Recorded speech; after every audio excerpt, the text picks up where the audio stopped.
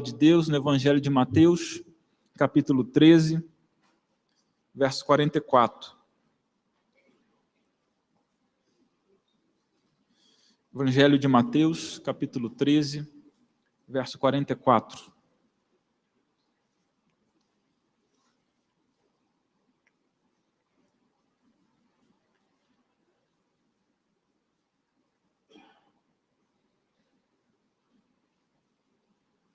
Todos encontraram? Amém?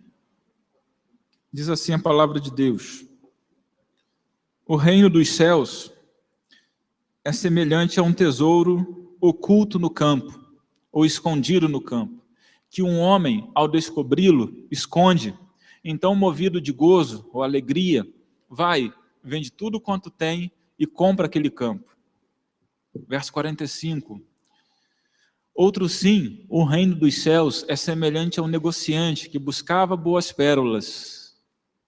Encontrando uma pérola de grande valor, foi, vendeu tudo quanto tinha e a comprou. Esses 3 versículos. Pai querido, te agradecemos, Deus, pela tua palavra, que é viva, eficaz. Pedimos que ela produza frutos nesta noite, para a glória do Senhor mesmo. Usa o pregador, que é falho, mas está aqui, Senhor, ao serviço de Ti. Nós te pedimos assim, no nome de Jesus. Amém.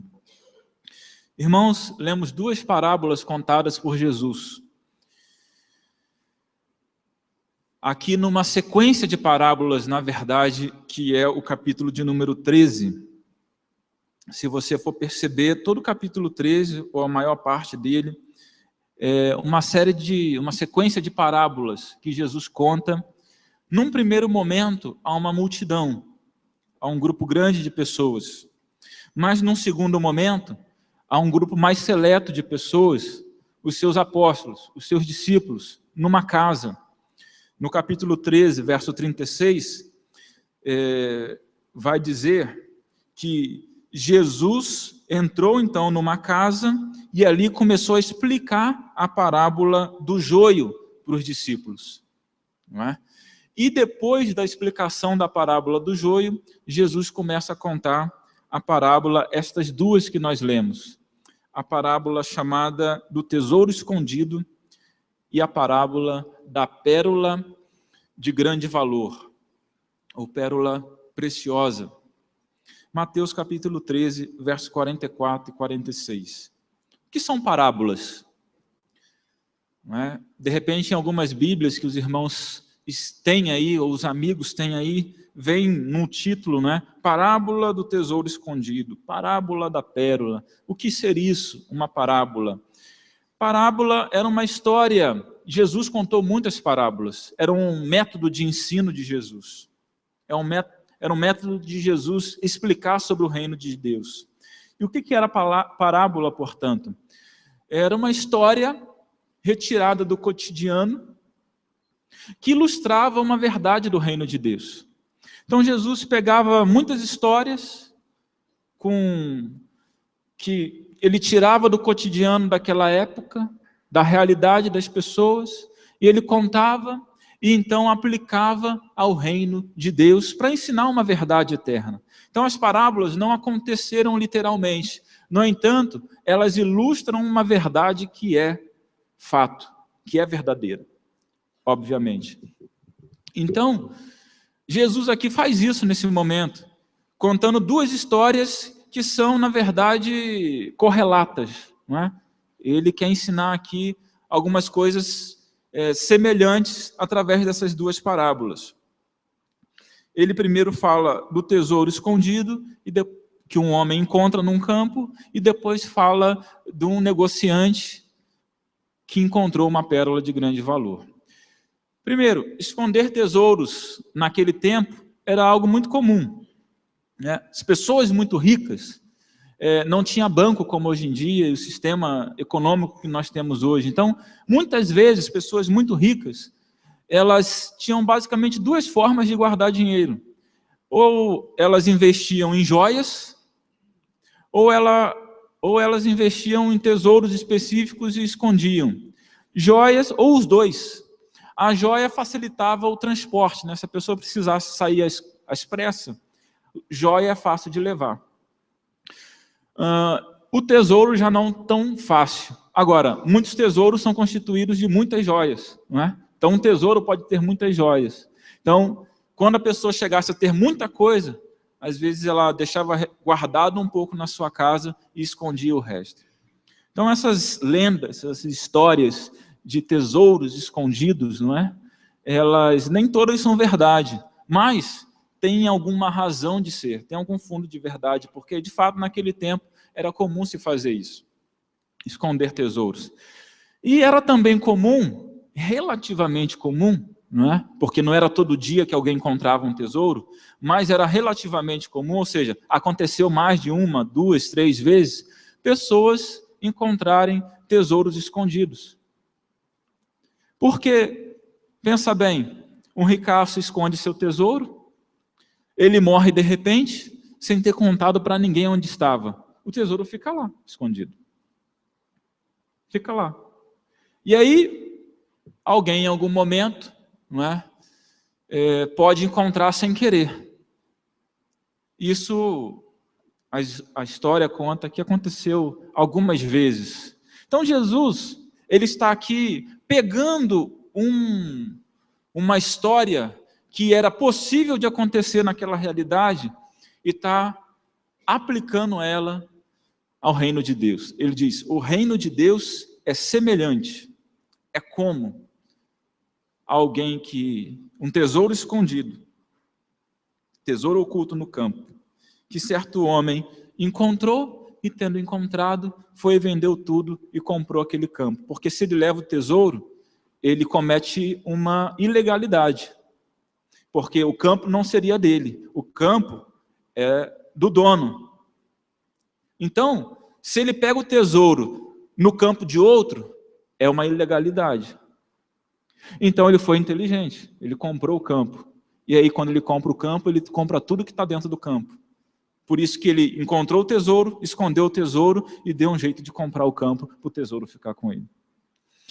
E depois ele conta a parábola, Jesus, do negociante de pérolas, que encontra uma grande pérola, então vai e vende todas as suas outras pérolas para comprar aquela pérola de grande valor.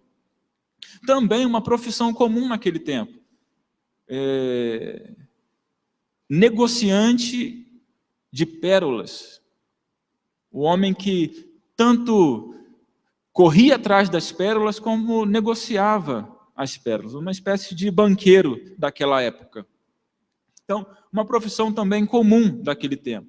Porque muitas pessoas compravam, sobretudo as ricas, compravam pérolas, não é?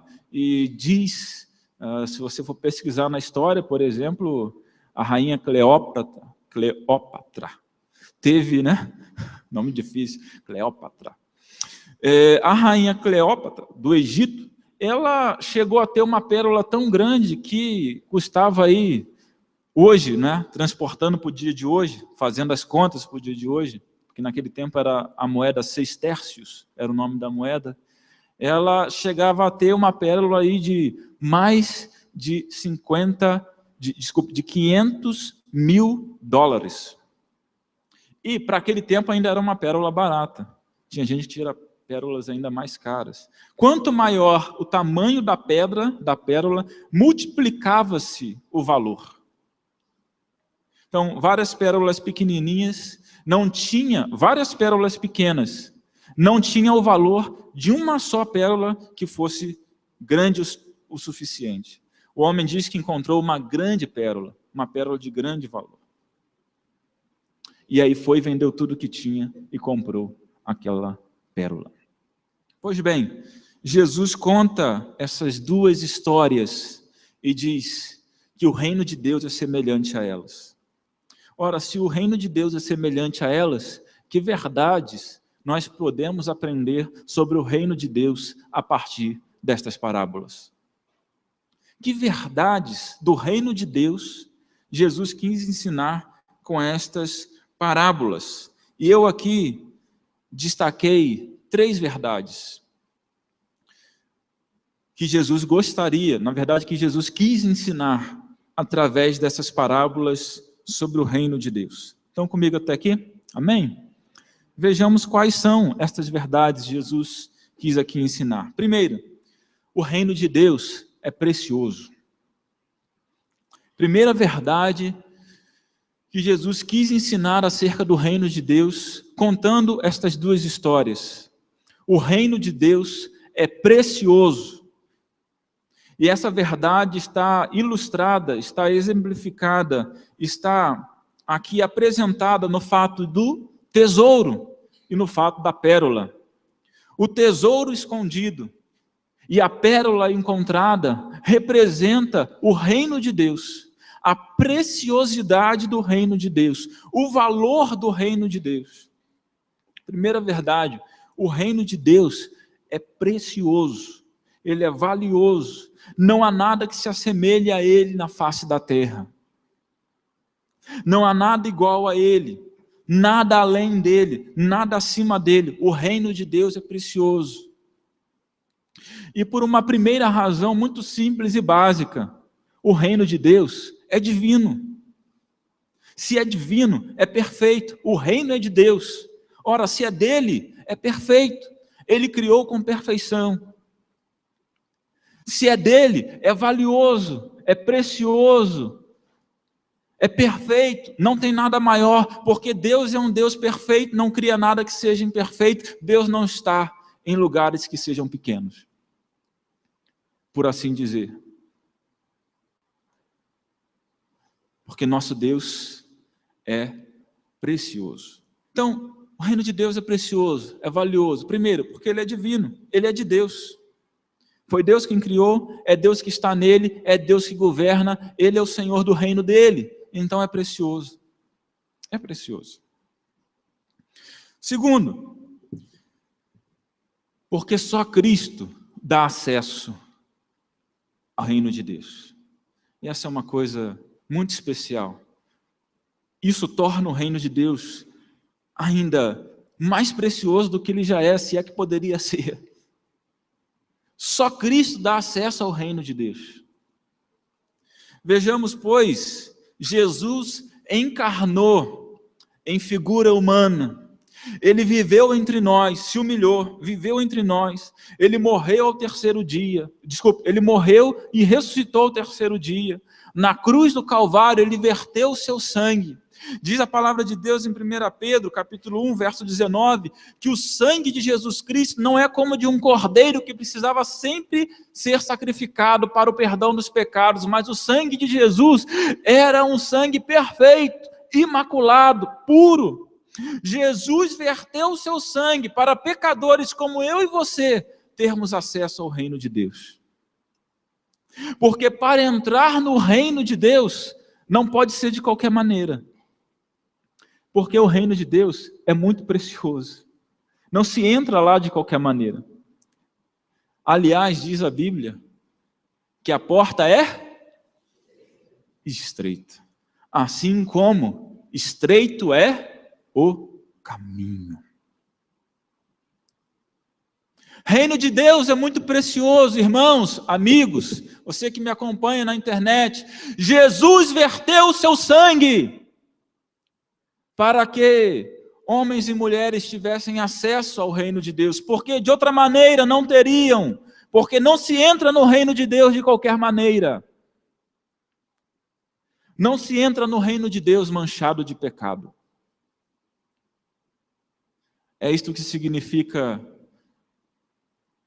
a palavra que diz: sem santificação ninguém verá o Senhor.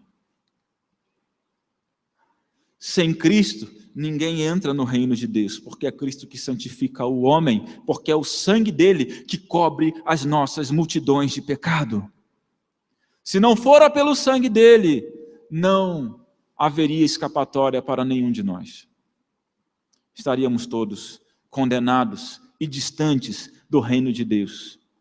Distantes. Reino de Deus é muito precioso. Jesus derramou seu sangue para que tenhamos acesso a ele.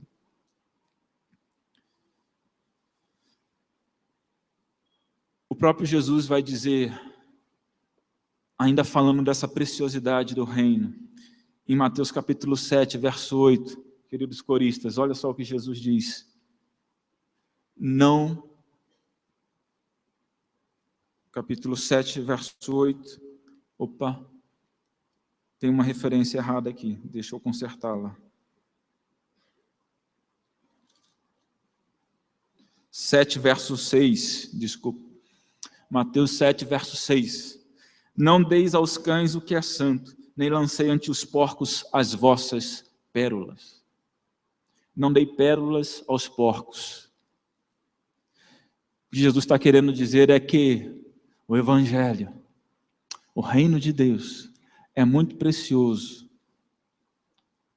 muito valioso, mais do que qualquer outra coisa, para ser lançado aos porcos, ou seja, ser vendido baratamente, entre aspas.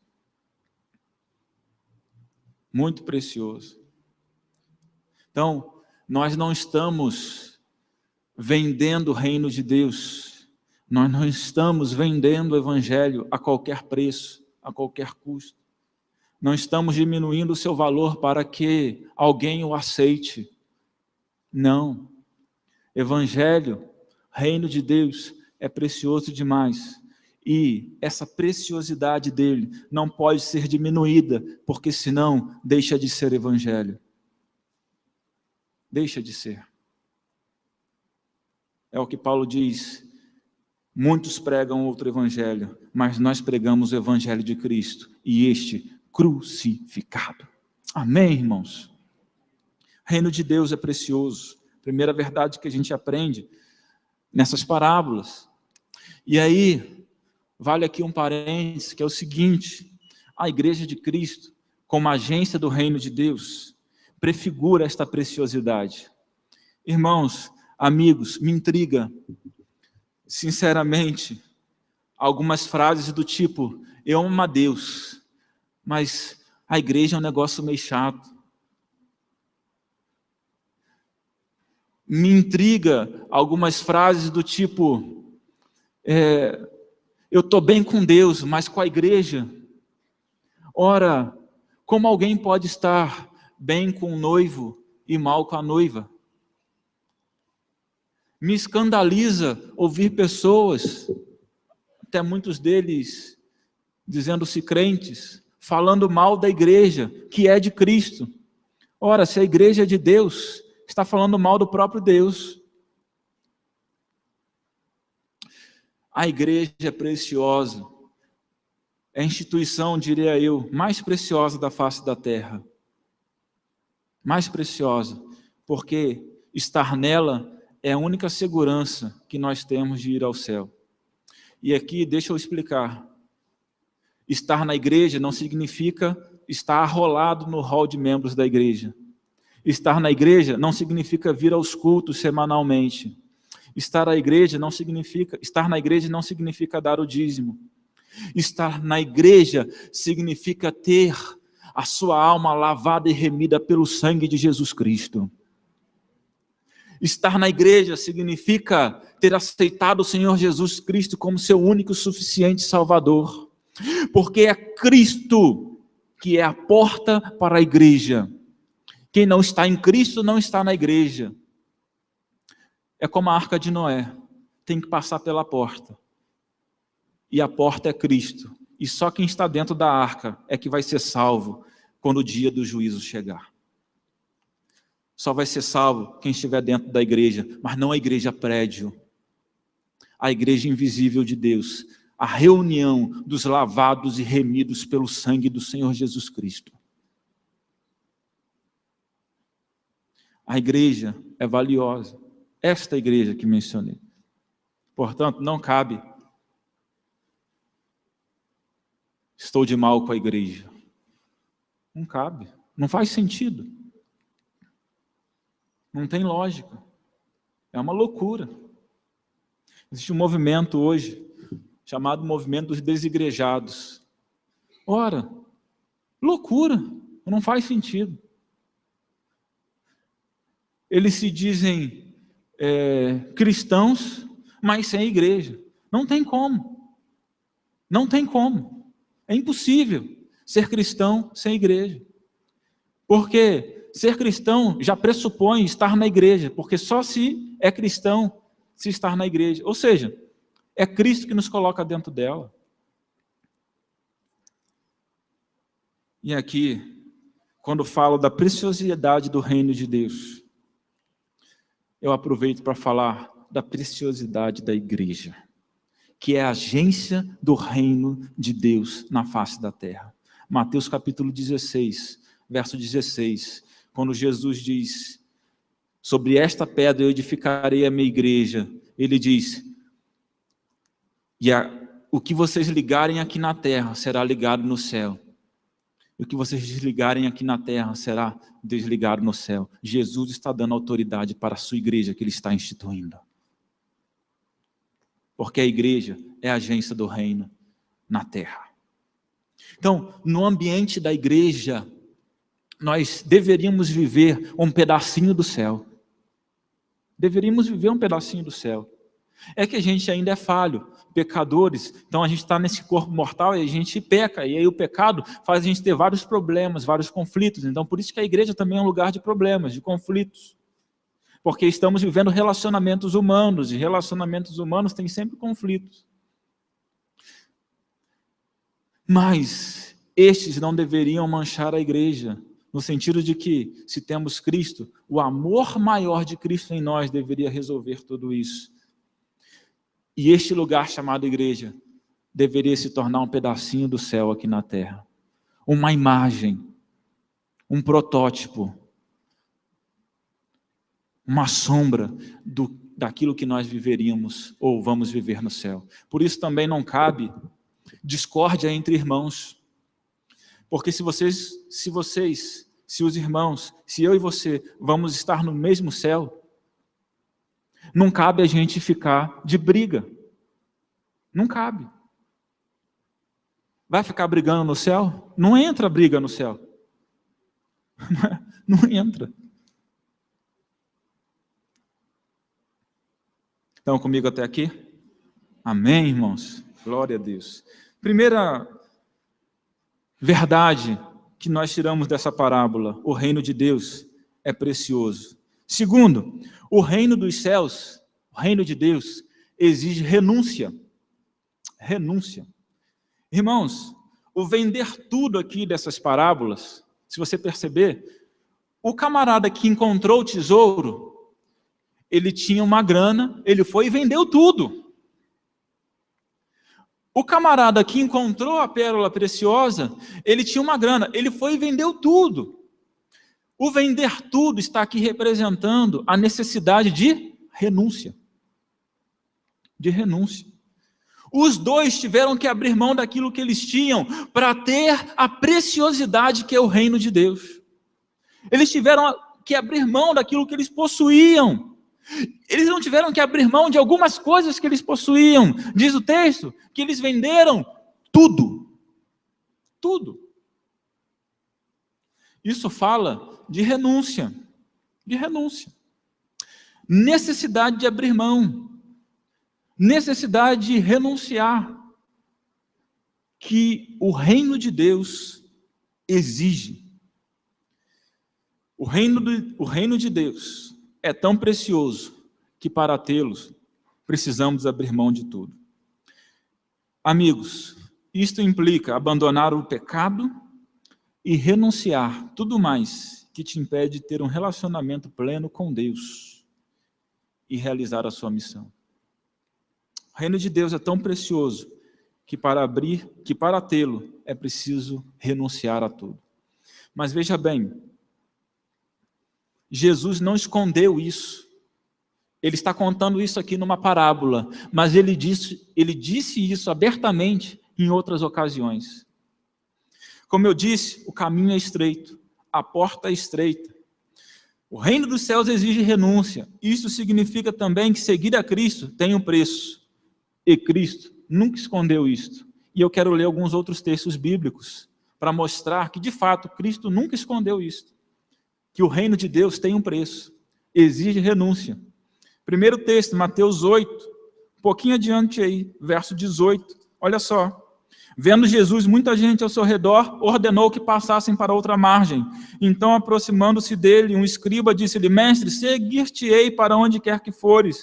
Mas Jesus lhe respondeu: As raposas têm seus covis e as aves do céu ninho, mas o Filho do Homem não tem onde reclinar a cabeça. E outro dos discípulos lhe disse: Senhor, permite-me ir primeiro sepultar meu pai. Replicou-lhe, porém, Jesus: Segue-me e deixa os mortos o sepultar os seus próprios mortos. Duas pessoas chegaram até Jesus: Jesus, deixa eu te seguir. Jesus disse: Você quer me seguir?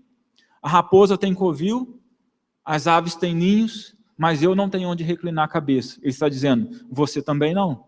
Se você quer me seguir, esse é o custo. Outro: eu quero te seguir, mas deixa eu enterrar meu pai primeiro. Jesus disse: olha, deixa os mortos enterrar seus mortos. Que palavra dura, pastor, de Jesus para aquele homem. O relacionamento entre o pai e o filho não é importante, é sobremodo importante. No entanto, ele não deve estar acima do relacionamento entre nós e Deus. Jesus disse: todo aquele que vier a mim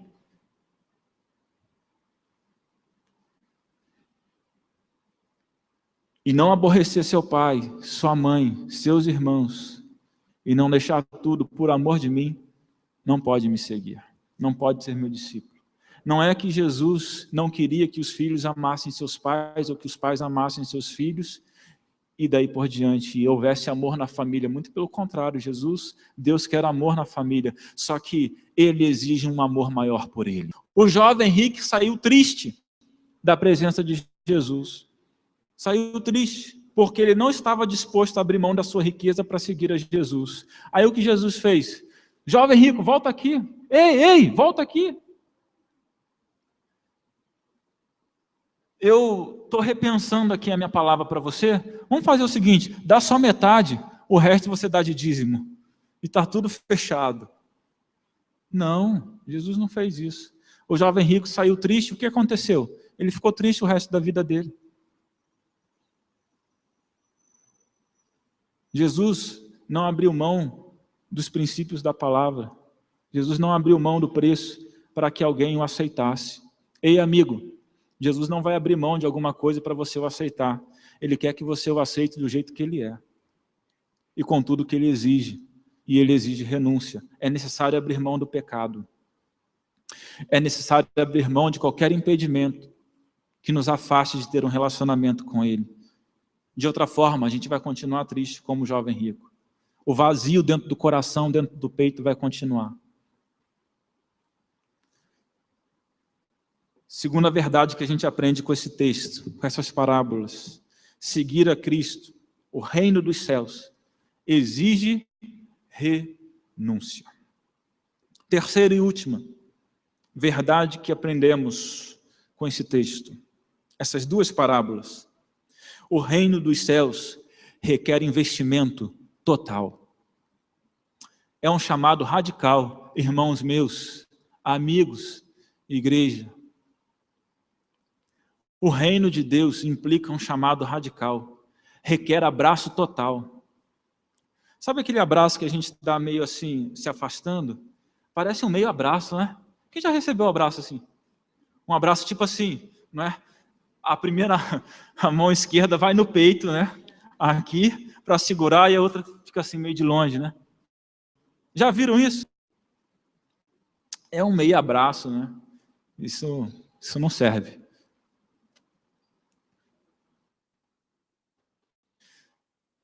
O reino de Deus exige abraço total. Sabe aquele abraço firme? Sabe aquele abraço apertado?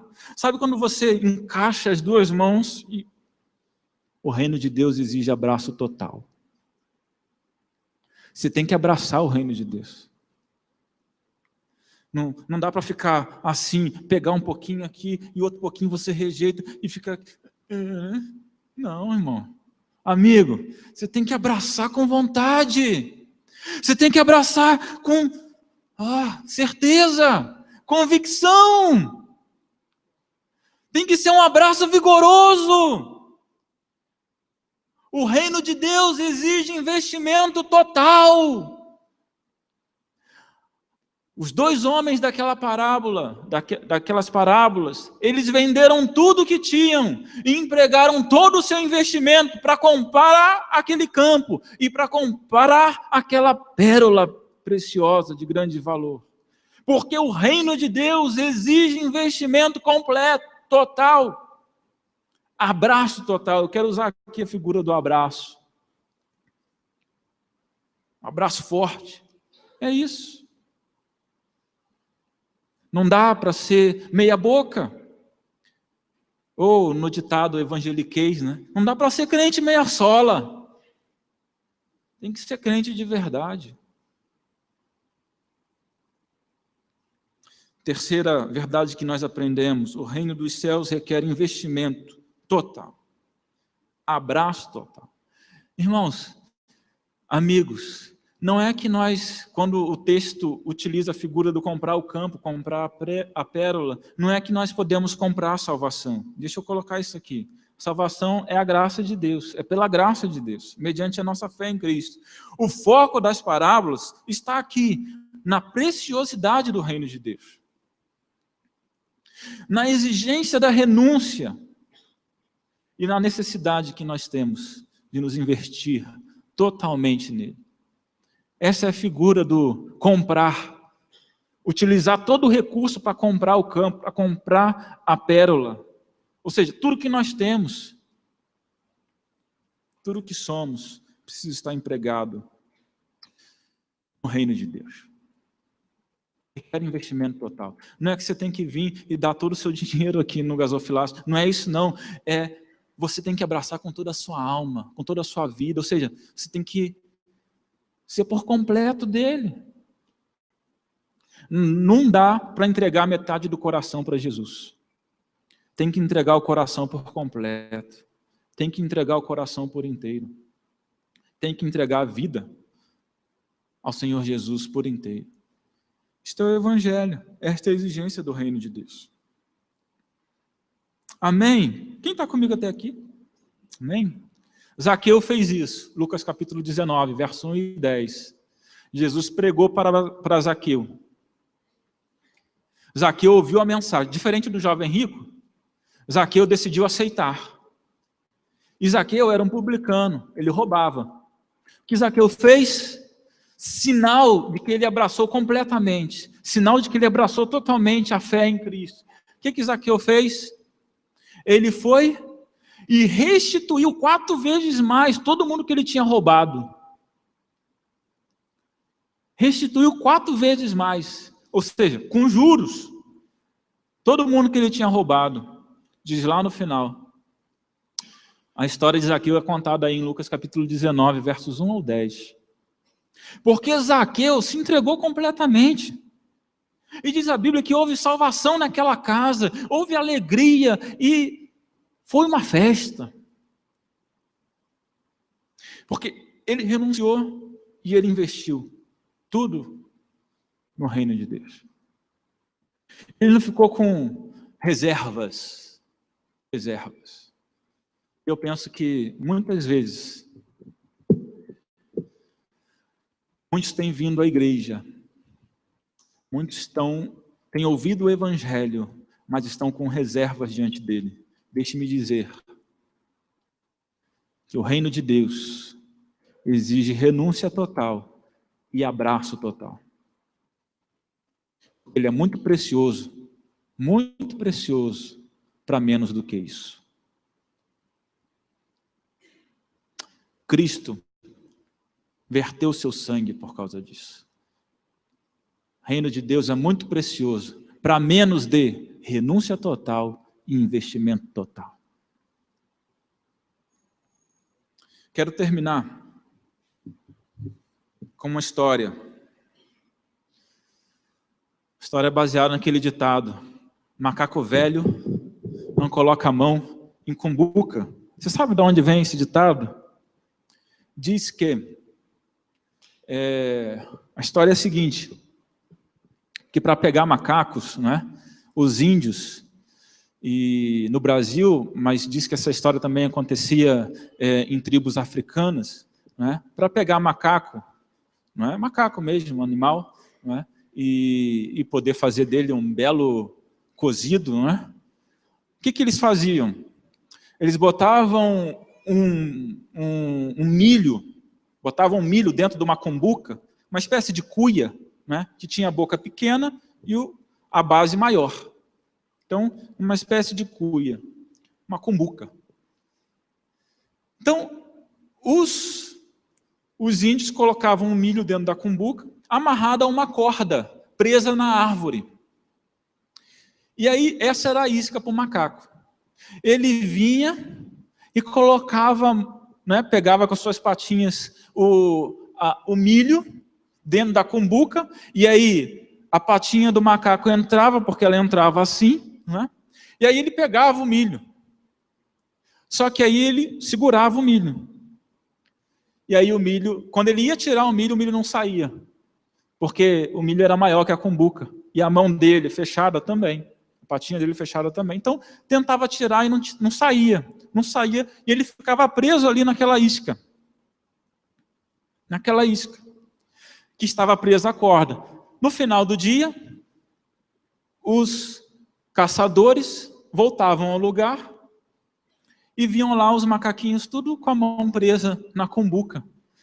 Pasmem, eles ficavam às vezes o dia inteiro com a mão presa no milho, mas não abriam mão do milho para tirar a patinha da cumbuca e então ter a liberdade. Ficavam presos lá. Daí surgiu a expressão, macaco velho não coloca a mão na cumbuca, porque o macaco velho viu isso acontecer muitas vezes, e aí aprendeu. Aprendeu que não se faz isso. Mas a maioria dos macacos faziam isso. Seguravam lá o milho, preso na mão, e ficavam o dia inteiro lá. O que eu quero dizer com isso? Muitas vezes, amigos, nós estamos assim. Presos numa cumbuca, enquanto basta apenas abrir mão, renunciar, para ter a liberdade e ter tudo de Deus. Essas parábolas ensinam 3 verdades para nós. O reino de Deus é precioso. A gente precisa abrir mão, renunciar, e a gente precisa se entregar por completo para participar do reino de Deus, que fala de salvação, que fala de eternidade, que fala de céu. Deus colocou essa palavra no meu coração para compartilhar com você hoje, nessa noite, amigo querido e igreja amada. Eu tenho um desafio para fazer para você. Quero orar primeiro e depois vou lhe fazer esse desafio. Desafio de se entregar a Jesus Cristo por completo. Eu não estou aqui amaciando o evangelho para quem quer que seja. Estou aqui pregando o evangelho do jeito que ele é. Do jeito que ele é. É estreito. Exige renúncia. Exige entrega. É precioso demais para menos do que isso. Mas não existe alegria maior do que fazer parte do reino de Deus. Quando a gente perde aqui, a gente ganha na eternidade. Quando a gente perde aqui, a gente ganha na eternidade. Quando a gente perde aqui, a gente ganha na eternidade. E eu quero te desafiar, amigo, a perder aqui, para ganhar na eternidade. Quero desafiar a abrir mão do seu pecado, renunciar, se arrepender dos seus pecados, renunciar a qualquer outra coisa que esteja servindo de impedimento para que você tenha um relacionamento com Deus e participe do reino de Deus. Renunciar o que tem te prendido. De repente você tem vindo aqui na igreja já, ouvido alguns sermões, mas ainda não tomou sua decisão. Alguma coisa está te segurando. Quero desafiar nessa noite, em nome de Jesus Cristo, se entregar por completo. Totalmente. Sem volta. Sem volta. Quero orar e depois vou desafiar você em nome de Jesus tomar essa decisão, se você assim o desejar. Vamos orar nesse momento. Deus querido, obrigado pela tua palavra, Senhor. Ela é viva, poderosa Ó Pai, ela é forte, Senhor. Nos chama a um compromisso realmente radical. Mas é este compromisso que nos dá a segurança da vida eterna. É este compromisso que nos faz ganhar na eternidade. E por isso, Deus, é este compromisso que eu assumi para a minha vida. É este compromisso que muitos aqui assumiram para as suas vidas. E, ó Deus, é isso que temos pregado. E, ó Pai, vou desafiar aqui a pessoas entregarem as suas vidas ao Senhor Jesus, para ganharem na eternidade o reino do Senhor, o reino dos céus, que é precioso demais, que é valioso demais, que exige tudo o que somos, mas que não há nada melhor. Ó Deus, minha oração é que o Senhor dê coragem, que o Senhor impulsione e que o Senhor ajude muitos aqui a tomarem suas decisões para a glória do Senhor mesmo. Hoje é uma noite de oportunidade e que, ó Deus, pessoas aqui possam aproveitar esta oportunidade e se decidir ao Senhor Jesus Cristo.